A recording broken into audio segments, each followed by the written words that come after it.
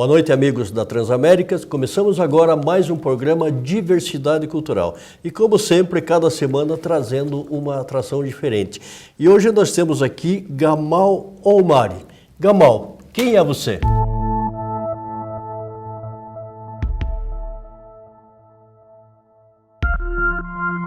Muito prazer, Dorival.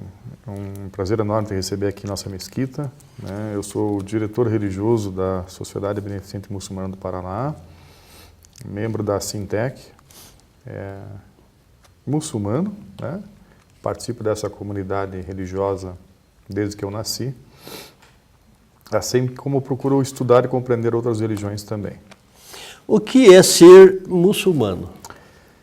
Ser muçulmano, na essência da palavra, é ser um servo de Deus, né? Estar disposto a acatar e a servir e a obedecer a Deus nas suas leis e mandamentos divinos. Tem um livro sagrado? Os muçulmanos seguem o Alcorão, né? Um dos livros mais lidos em toda a atualidade no momento, né? É como se fosse a Bíblia para quem é cristão, né? Então é um livro que contém ensinamentos fundamentais para a orientação de todo fiel muçulmano. Nós temos visto assim, Gamal, é muito rígido o regime muçulmano? Não, pelo contrário. O Islã é uma religião que trabalha muito a racionalidade, a lógica, né? Ela não impõe nenhum mandamento a nenhum fiel, sem que ele compreenda esses mandamentos, né? Aliás, nem se pode se tornar muçulmano se a pessoa não aceitar o Islã por sua livre e espontânea vontade, né? Portanto, não é uma religião que pode ser imposta na rigidez, na força ou na violência, né? Jamais. Então, acima de tudo, ele tem que se doar. Ele tem que entender, tem que conhecer e se doar para ficar assim na íntegra um muçulmano. Exatamente, porque a palavra Islã vem da essência, do significado de um dos 99 atributos divinos, que significa a paz, né? Então, é uma religião que tem uma filosofia que leva o ser humano a estar em um estado de paz constante. Consigo mesmo, primeiramente, com os demais, com os familiares, com a sociedade e o seu entorno, né? Então, é uma filosofia religiosa que tem o objetivo de transformar a humanidade. Como começou? Começou com a revelação por meio do anjo Gabriel, né, dos mandamentos ao profeta Muhammad, em 610 depois de Cristo, né, que é quando ele recebe as primeiras revelações por meio do anjo Gabriel, dos versículos do Sagrado Alcorão, né?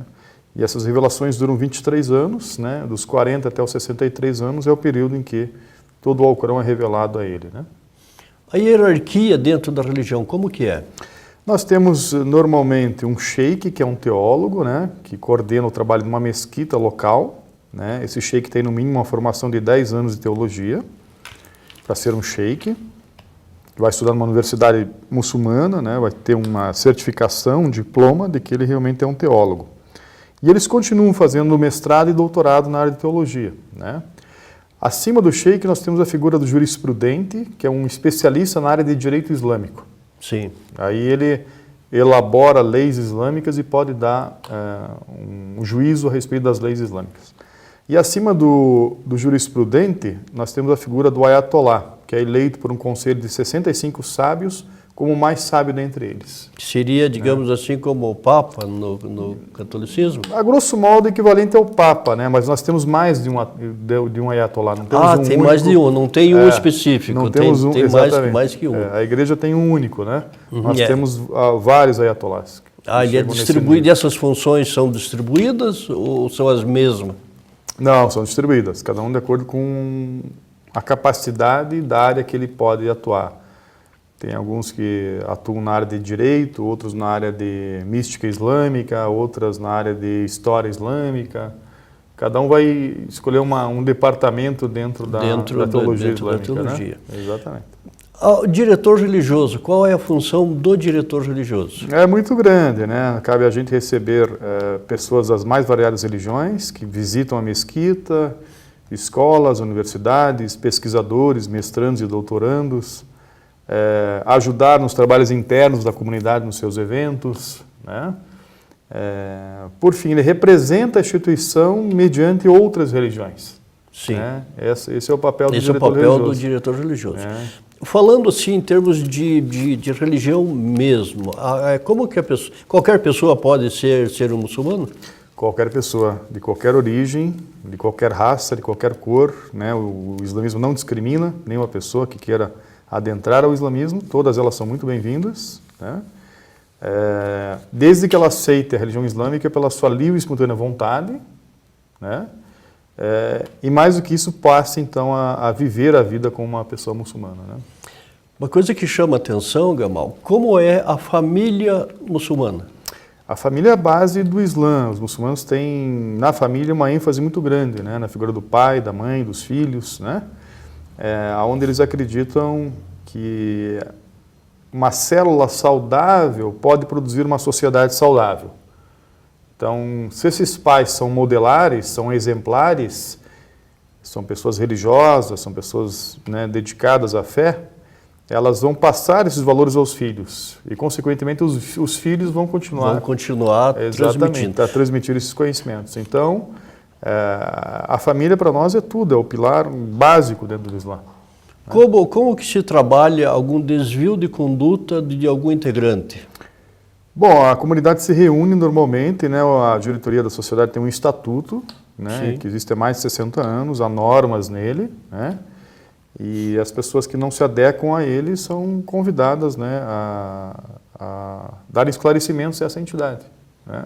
Sim. Então, cabe a essa família, né, então, corrigir esses erros, essas falhas, né? Gamal, em outras religiões, por exemplo, há assim um avanço espiritual e para ele ser assim, digamos, um padre, ele tem um segmento de estudos, um pastor, um pai de santo. Então, como que é na religião muçulmana para ele crescer dentro da espiritualidade e para ele poder pregar, transmitir para outros a religião? Sim, normalmente a pessoa é inserida, né, no contexto religioso da comunidade, ela passa a participar de aulas religiosas, de eventos religiosos, e ela começa a demonstrar algum interesse maior em conhecer a religião, né? Então, essas pessoas que têm um interesse maior de serem teólogos ou sheiks, como nós chamamos, né? Elas, então, são direcionadas para instituições que vão cuidar dessa formação delas, né? Para serem realmente líderes religiosos, né?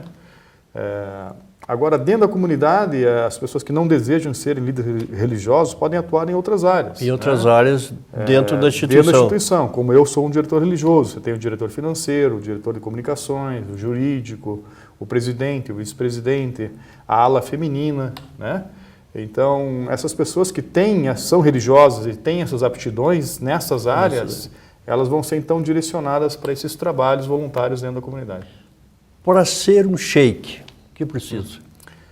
Ele tem que ter aptidão religiosa, tem que ser uma pessoa de uma conduta ética e moral ilibada, né?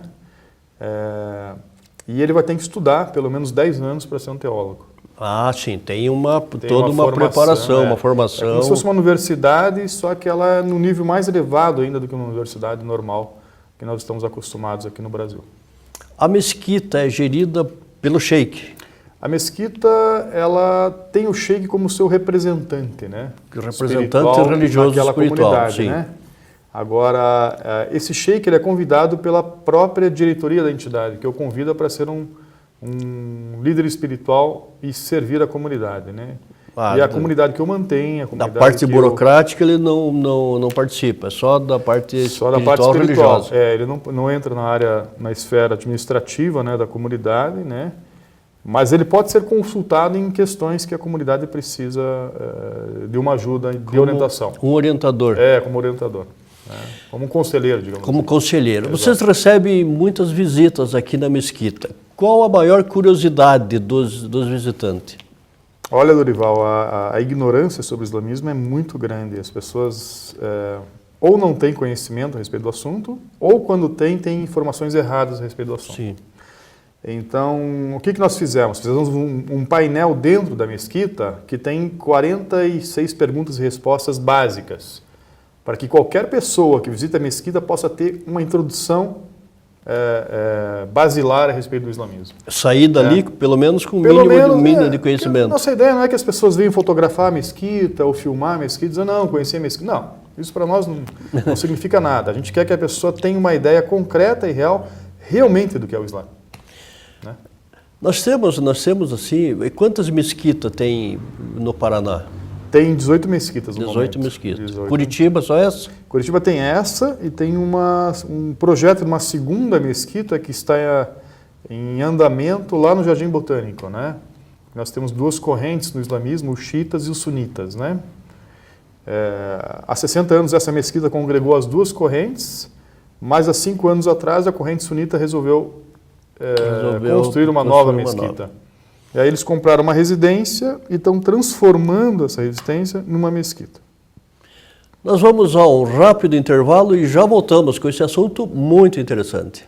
A Transamérica tem tudo sobre o seu time do coração, sua música e cantores preferidos, as principais notícias do dia e promoções com prêmios incríveis. Sintonizou, conectou, curtiu. Conte pra todo mundo, em casa, no estádio, na rua, no ônibus, no carro, em qualquer lugar. 100.3, liderança absoluta na programação esportiva. Transamérica, a sua rádio onde você estiver. Transamérica. Todos os dias, a LBV diminui o sofrimento de famílias em situação de pobreza. Hoje você tem uma nova oportunidade de fazer o bem. Vamos juntos oferecer proteção a quem enfrenta o frio. Colabore lbv.org/diga sim. Retornamos então com o nosso programa Diversidade Cultural aqui na Rede Transamérica. E com esse assunto muito interessante que é a fala do Gamal Omari. Gamal, eu conheci um sheik lá em Guarapuava e ele me falou a coisa seguinte: aqui na nossa mesquita nós temos tantas famílias integradas. Vocês integram assim as pessoas por família? Antigamente o cadastro era feito assim, né? Porque os primeiros membros das comunidades muçulmanas eram de origem libanesa e pertenciam a determinadas famílias que eram conhecidas, né? Então, as comunidades muçulmanas do Brasil começaram assim, né? Mas hoje já não mais, né? Porque hoje a gente recebe muitos adeptos que eram de outras religiões e se reverteram ao islamismo, né? Então, hoje a gente não cadastra mais por famílias, mas por membro. Ah, por membro. Então mudou um pouco o conceito hoje do cadastramento da mesquita. Como que vocês trabalham? Por exemplo, eu tenho um sobrinho. Eu tenho um sobrinho que ele é muçulmano, inclusive eu acho que é daqui, deve ser daqui, né? Porque ele conhece bem mas só que o restante da família dele não. Como que é essa convivência do membro muçulmano e parte da família não? É pacífica, né? Os muçulmanos, inclusive, têm casamentos entre muçulmanos e não muçulmanos, né? E eles ocorrem de forma amorosa, respeitosa, né? Porque é isso que o islamismo prega, né? O islamismo prega que o muçulmano pode se casar com uma pessoa de outra religião. Não o proíbe. Não proíbe que ele case com outra religião. Não. O meu avô, por exemplo, era muçulmano, foi casado com uma católica há muitos anos. Inclusive, a minha avó tinha um santuário na casa dela. Cada um na sua. E cada um na sua, ele respeitava ela, ela também vinha, às vezes, à mesquita com ele também ia na igreja com ela, né? Então, o islamismo não proíbe esse convívio pacífico e respeitoso entre as pessoas de religiões diferentes. Diferentes. Né? Gamal, nós temos visto há algum tempo atrás, e são assuntos que a gente não gostaria que acontecesse no mundo, mas nós temos que falar. O que é Estado Islâmico? O Estado Islâmico é um grupo, lamentavelmente, terrorista, que foi criado por 3 países, né?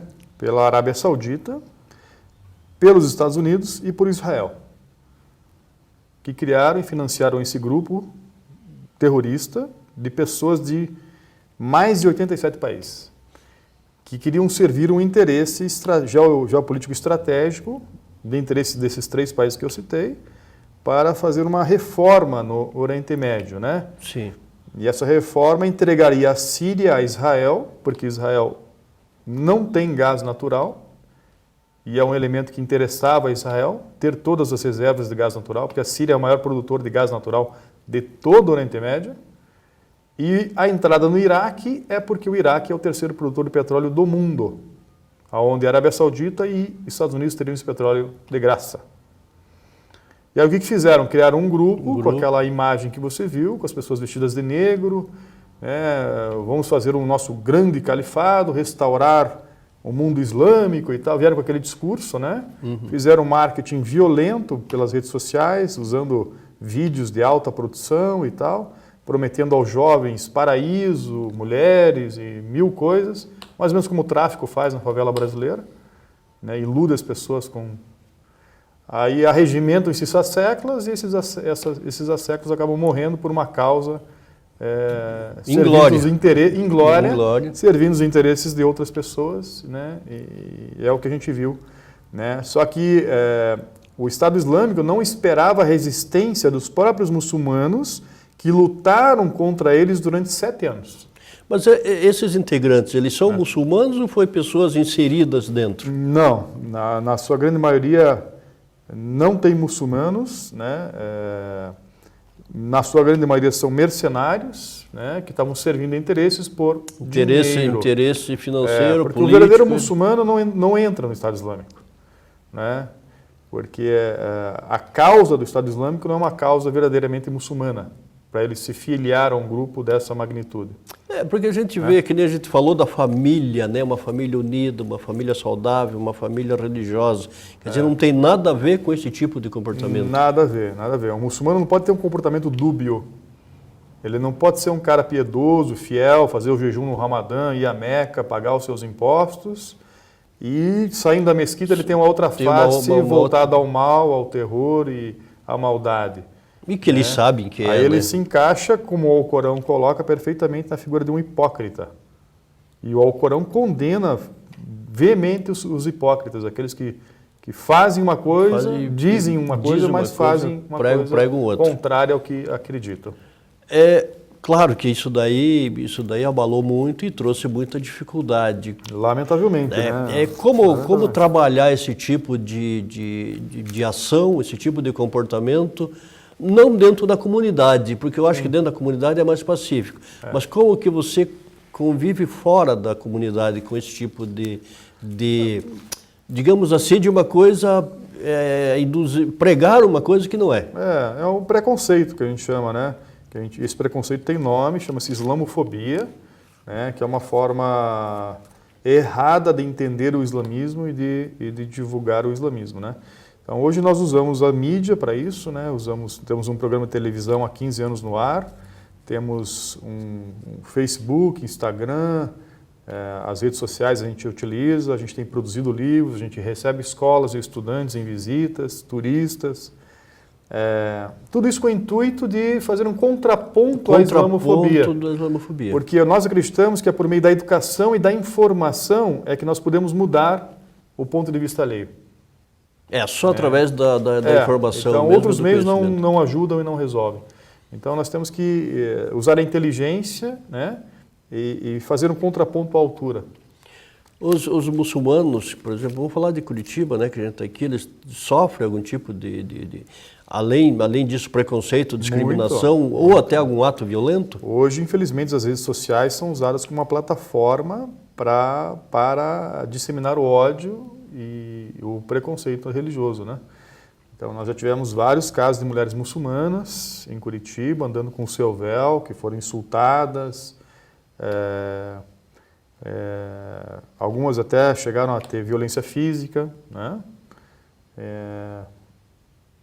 Por ignorância e por falta de compreensão, muitas vezes, de pessoas que não sabiam diferenciar, né, os ataques do Estado Islâmico ou de grupos terroristas com o verdadeiro islamismo. Como a justiça trabalha isso? Que apoio tem? Hoje a lei brasileira ela defende muito todas as religiões, né? Então, se você tiver provas, você consegue hoje, né, provar casos de discriminação, racismo e preconceito. Isso vai para a via judicial e é aberto inquérito e processo, né? Inclusive o Ministério Público está fazendo isso gratuitamente. Tem algumas condenações já? Nós não tivemos condenações, né? Mas nós tivemos causas que foram ganhas, mas sem condenações, Sem condenações. porque o objetivo não era a remuneração, né, mas sim uma retratação da parte. A Né? condenação de prisão, assim, alguma coisa já houve? Que eu lembre, não. De casos na religião muçulmana, não ainda. Infelizmente, ainda não. Ou felizmente. Felizmente, né? Felizmente. Eu acredito. Você está na Sintec já há quantos anos? Há mais de 10 anos, né? Então, a Sintec é a Associação Interreligiosa de Educação. Você exerce um cargo de diretoria e como o material didático é aceito pelas professoras, principalmente? Eu acho que muito bem, né? As professoras necessitam de mais conhecimento a respeito das religiões, porque elas não são especialistas nas religiões. Então, o material da Sintec enriquece muito os professores, né? E elas veem com bons olhos o trabalho da Sintec e bebem da fonte dos conhecimentos que ali são disseminados.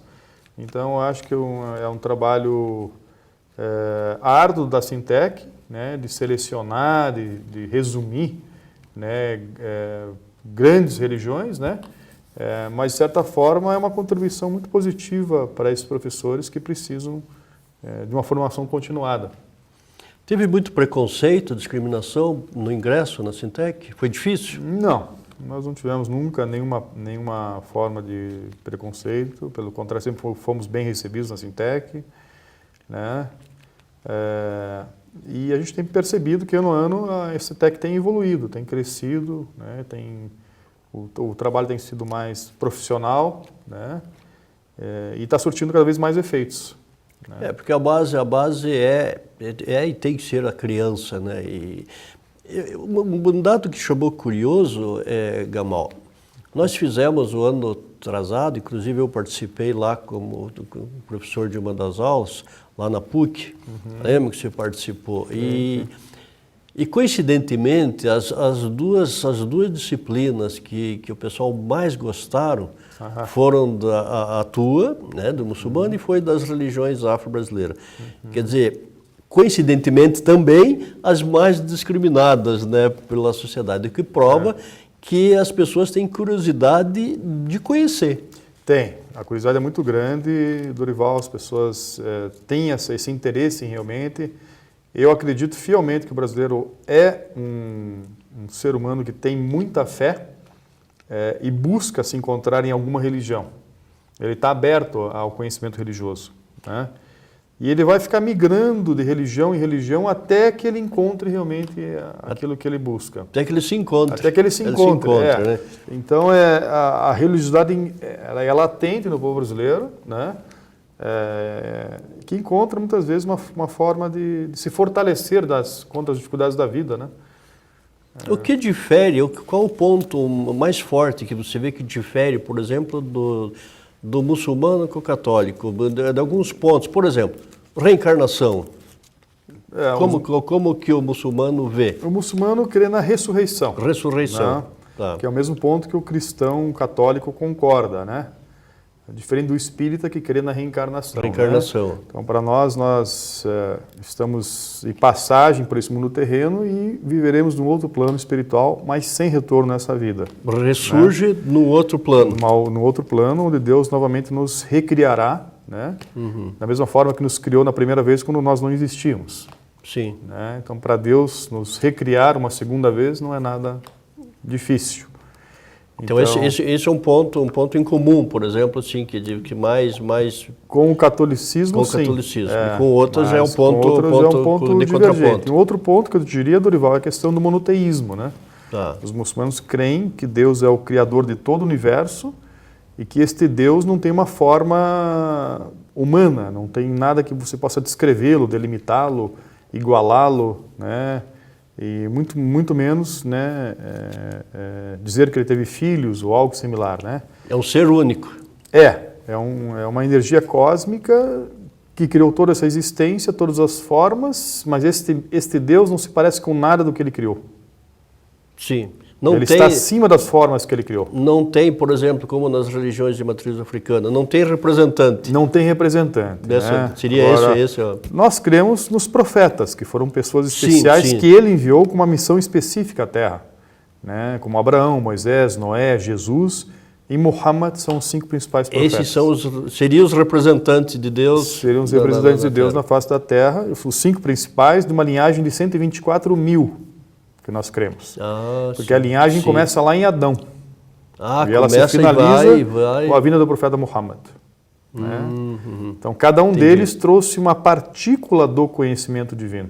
Até que a religião chegou a um ápice na sua formação, que a gente chama de Islã. Olha, são coisas que nós deveríamos ter vários programas, várias ações, porque religião é uma coisa assim, é muito importante, a mais importante na vida do ser humano, eu acredito nisso, porque sem religião não vamos a lugar nenhum. Gamal, nós não poderíamos encerrar esse programa de hoje sem uma mensagem de esperança, de fé, enfim, aquilo que você quiser transmitir para os nossos ouvintes da Transamérica. Eu que agradeço, né, Dorival, a tua presença aqui na nossa mesquita. A minha recomendação é que as pessoas realmente tenham fé, busquem Deus, busquem o amor, a paz, o respeito aos semelhantes, porque é só a partir de uma filosofia e de uma construção de um mundo pacífico que a gente poderá ter uma sociedade melhor. Muito bem. Gamal, muito obrigado por essa entrevista, por essa participação. Foi muito esclarecedor. Claro que tem muitos pontos ainda a nós trabalharmos. Nós vamos continuar fazendo visitas novamente aqui em outra oportunidade. Muito obrigado pela atenção. Até sexta-feira, se Deus quiser.